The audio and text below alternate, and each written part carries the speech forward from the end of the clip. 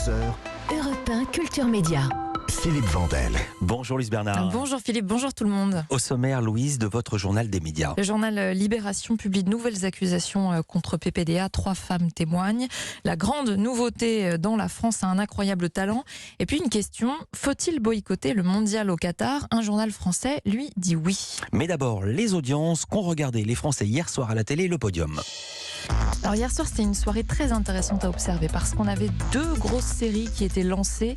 Il y avait la saison 4 des Rivières pourpres sur France 2, série qui marche très très bien. Et puis Les la combattantes. série événement, Les Combattantes dont vous parliez hier avec vos invités Philippe, avec un budget incroyable de 20 millions d'euros, une super production.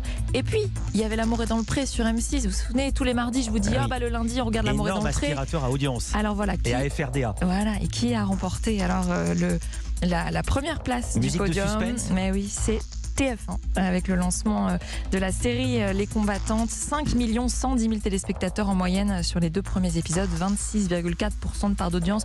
C'est un très bon démarrage. C'est pas aussi bien quand même que le Bazar de la Charité qui avait presque atteint les 7 millions de téléspectateurs lors de son lancement. Bon, il y avait de la grosse concurrence, donc c'est normal, on verra en semaine 2. Deuxième, c'est L'amour est dans le pré sur M6, 3 750 000 téléspectateurs, 19% de part d'audience. L'amour est dans le pré qui ne souffre pas du lancement de la série Les Combattantes, puisque ça reste à un très bon niveau, en baisse par rapport à la semaine dernière, mais ça avait fait un gros score, donc on est sur les scores équivalents des semaines précédentes. Et puis toujours cette part de marché sur la cible commerciale, les Ça allait être fameuses ma question. FRDA, 30,8% pour L'amour est dans le pré, plus que TF1 qui est à 29%. Voilà, donc c'est M6 qui remporte sur la cible commerciale. Et puis troisième, je vous en parlais en lancement, la saison 4 des Rivières pourpres, c'est France 2 qui souffre donc hier soir, 3 millions de téléspectateurs, 14,5% de part d'audience. C'est décevant pour cette série qui, vous voyez, pour la saison précédente, la saison 3 avait eu presque 4,5 millions de téléspectateurs. Donc voilà, c'est plus d'1 million de moins de téléspectateurs. C'est donc France 2 qui perd un petit peu le match d'hier soir. Ils sont quand même 3e, il en reste 26 derrière. Des médias. J'ai chevauché la virgule pour dire que ce journal des médias démarre avec Patrick Poivre d'Arvor visé par de nouvelles actions en justice, un signalement et des plaintes pour agression sexuelle et un viol. 3 femmes accusent l'ancienne star du JT de TF1 et elles témoignent dans la presse ce matin. Le journal Libération met leur visage à la une et relaie leur version des faits. Leur point commun, le milieu de l'édition. Tous les faits qu'elles décrivent sont prescrits, mais elles disent avoir porté plainte ou fait un signalement par solidarité avec les autres femmes qui ont témoigné ou parlé à la police. L'une d'elles tient aussi à témoigner après avoir entendu PPDA se défendre dans l'émission Quotidien. Alors dans le détail, parmi les témoignages, il y a celui de Bénédicte Martin. Elle raconte avoir été invitée dans l'émission littéraire de PPDA, Vol de nuit, puis conviée plus tard à assister à son JT à TF1. Ils se seraient alors ensuite retrouvés tous les 2 dans le bureau du présentateur. Libération relate alors cette scène, selon le témoignage de Bénédicte Martin. Il tourne autour d'elle et alors qu'il est derrière, la saisit par la gorge en lui faisant une clé avec le bras.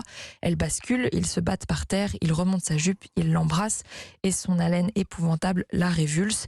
Elle tente une feinte, non pas comme ça, on vaut mieux que ça, prenons rendez-vous, et elle s'enfuit tandis qu'il se lève pour prendre son calepin. Bénédicte Martin raconte avoir ensuite raconté cette scène à plusieurs personnes dans le milieu de l'édition, dont son éditeur de l'époque, Frédéric Becbédé, qui aurait répondu « C'est normal, tu es une fille ». Juliette, une autre femme, raconte elle le viol qu'il aurait commis dans son bureau après l'émission Vol de nuit. La dernière femme à témoigner, Margot, relate un viol dans une chambre d'hôtel alors qu'elle était mineure. Leurs témoignages s'ajoutent à ceux des 8 femmes qui s'étaient déjà confiées à ce même journal Libération. C'était en novembre 2021. Patrick Poivre d'Arvor conteste tous ces faits via son avocate. La France a un incroyable talent, innove pour sa 17e saison. Oui, l'annonce a été faite hier lors de la conférence de presse pour présenter la nouvelle saison. Le public va désormais participer à la sélection des candidats. 100 personnes sur les 600 présentes posséderont une application pour voter, alors avant le jury, pour ne pas être influencé. Ce vote sera uniquement consulté si le jury est partagé. C'est-à-dire que si la performance obtient 2 oui, 2 non, d'habitude c'était élimination directe, désormais le vote du public sera alors pris en compte. C'est une première mondiale, ça n'existe n'existe pas dans les autres pays où l'émission est diffusée, parce que ce n'est pas un format français, c'est un format international. Autre petit changement aussi, le jury est sorti de la salle de sélection pour aller voir des prestations aériennes. C'est une première aussi dans l'émission. Et puis la salle de répétition a été repensée. Karine Le Marchand a désormais un espace aménagé pour discuter avec les candidats. Un nouveau directeur pour la chaîne d'information en continu France Info, c'est le canal 27 de la TNT. Éric Berg vient d'être nommé, il prendra ses fonctions en octobre. Il était depuis 2 ans à la tête de France 3 Hauts-de-France et avant cela il était aussi passé par d'autres régions, France 3 Côte d'Azur, Languedoc-Roussillon, parmi d'autres postes d'ailleurs au sein de France Télé. À lui désormais de tenter de remonter les audiences de France Info, toujours 4e et dernière des chaînes d'information. Et puis dans 2 mois pile, ce sera le lancement du mondial de football au Qatar le 20 novembre. Faut-il le boycotter ? Un journal répond oui à cette question, c'est le quotidien de La Réunion. Sans nous, c'était la une du journal il y a une semaine avec un éditorial qui expliquait pourquoi la rédaction a décidé de boycotter le mondial. Et quand je dis boycotter, ça veut dire ne rien relayer de ce qui s'y passera, même en cas de victoire de la France. Alors ça étonne, mais plusieurs raisons poussent le quotidien de La Réunion à prendre cette décision. Le journal Le Guardian parle de 6500 travailleurs migrants morts dans les chantiers de construction des infrastructures, sans parler des absurdités écologiques comme la climatisation des stades. Ce sont ces conditions d'organisation que le journal entend dénoncer. Kevin Bullard est rédacteur en chef. Nous, on a choisi de rendre invisible la Coupe du Monde dans nos colonnes pour rendre visible tout ce qu'on dénonce dans cette Coupe du Monde. On n'est surtout pas là pour donner des leçons. On ne boycotte pas un pays. D'ailleurs, on ne boycotte pas le Qatar.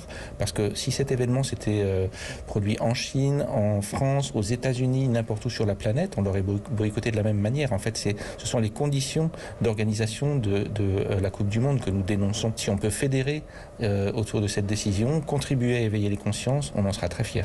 Décision qui a beaucoup fait parler. La une et l'éditorial ont été largement relayées dans les autres médias et sur les réseaux sociaux. Décision parfois critiquée aussi. Pourquoi boycotter cette compétition et ne pas l'avoir fait pour d'autres événements sportifs en Russie ou en Chine ?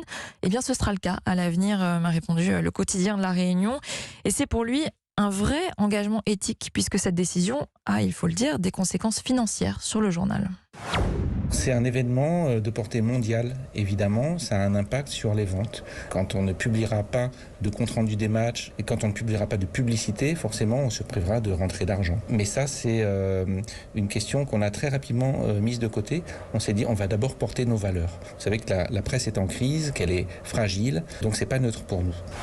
Kevin Bullard, qui est rédacteur en chef du quotidien de La Réunion, premier journal français à boycotter le mondial. Et le seul pour l'instant. Merci beaucoup Louise Bernard. Ne boycottez pas notre newsletter média. L'inscription est gratuite. Il y a toutes ces infos sur europe1.fr. À demain Louise pour un nouveau journal des médias. À demain.